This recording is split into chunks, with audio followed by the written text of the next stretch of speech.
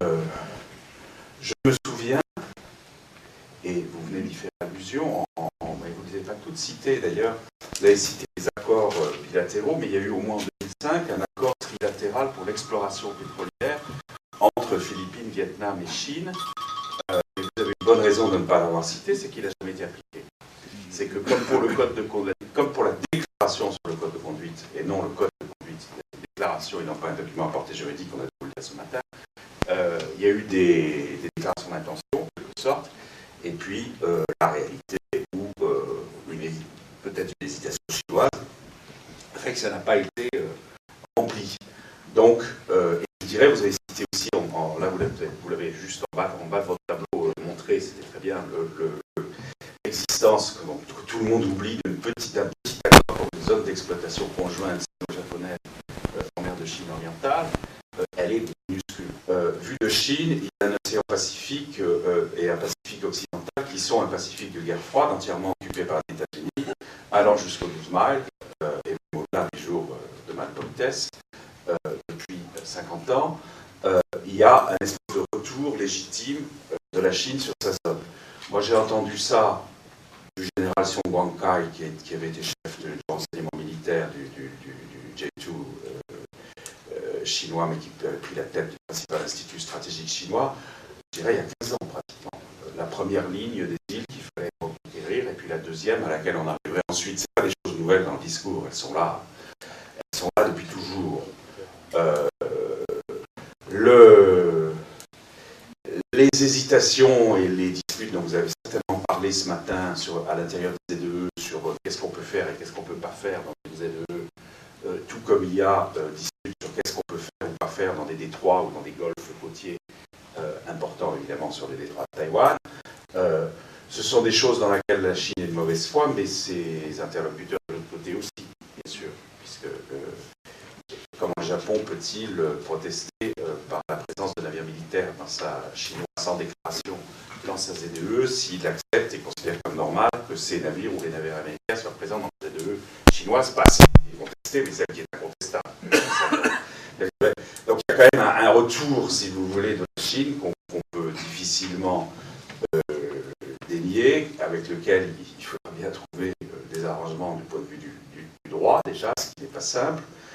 Ensuite, je pense qu'il y a un débat en Chine même sur l'importance stratégique de tout ça. Je ne suis pas convaincu par le raisonnement sur les lignes maritimes, sur le commerce, parce que c'est un raisonnement de destruction mutuelle assurée, si vous voulez, compte tenu des moyens mis. On n'est pas à la Deuxième Guerre mondiale, on est dans une situation bien pire au point de vue des moyens qui existent sur le plan naval, voire le très court conflit autour des Falkland Malouines, le côté immédiatement dévastateur. Je pense que tout le monde tient tout le monde dans cette histoire et que le détroit de Malacca fonctionne pour tout le monde. C'est-à-dire que n'importe qui peut le bloquer en réalité, et pas seulement le plus fort. Donc c'est un problème, si vous voulez, qui, sauf pour des forces non étatiques, a probablement, à mon sens, une forme de dissuasion mutuelle assurée par ce que représente la guerre moderne, ce que représentent les moyens modernes. Bien sûr, il faut en avoir. Pour ça, on comprend que la Chine les acquiert, les développe. Je ne suis pas convaincu que tout le monde en Chine soit favorable à l'extension indéfinie des moyens navals. J'ai déjà vu dans les littératures stratégiques des gens qui disent en gros c'est un piège, ça ne sert à rien, d'ailleurs, voir le cynisme d'amiraux américains qui vous diront mais nous prions la Chine de développer 1 ou 2 ou 3 porte-avions parce que ce sont des cibles, parce que nous aurons la supériorité et parce que ce sont des moyens qui n'auront pas consacrés ailleurs.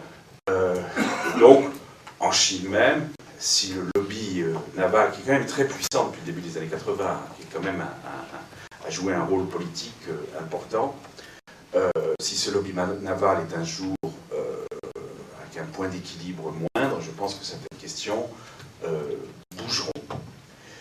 Enfin, tout ça rentre dans la sensibilité nationale. Je n'ai pas le temps de le développer, je vous renvoie à mon bouquin et à d'autres écrits récents, tout un débat là-dessus. je pense qu'il s'agit d'une sorte d'outil agité par une partie de l'armée représentée par des vétérans plutôt que par des gens d'actifs, par certains départements du parti dans la guerre de succession, que cette guerre a commencé il y a 3 ans, que c'est pas par hasard en 2009 que l'assertivité chinoise a connu un bond. C'est justement l'année où le gouvernement civil, malgré tout, de Wen Jiabao, avait pour la première fois refusé d'augmenter de plus de 10% le budget militaire. C'était la seule année de modération. Enfin, modération, il en restait 8%, si ma mémoire est bonne. Mais c'était la seule année de modération relative depuis 1998 et avant ça, 1989. Donc je pense qu'il y a un enjeu intérieur, un enjeu de sensibilité aussi. Je ne suis pas convaincu par le rôle de l'opinion publique, et c'est peut-être pas par hasard d'ailleurs quand cet été de guerre de succession, la tension s'est développée sur le Japon, parce que c'est plus facile de mobiliser un secteur de l'opinion publique sur le Japon que sur l'Indonésie, les Philippines, le Vietnam. Donc il y a aussi quelque chose d'important qui se joue sur l'équilibre politique de la puissance chinoise sur lequel il faudrait revenir. Je n'ai pas le temps d'aller plus loin, je pense que j'ai essayé d'apporter mon grain de sel dans ce débat.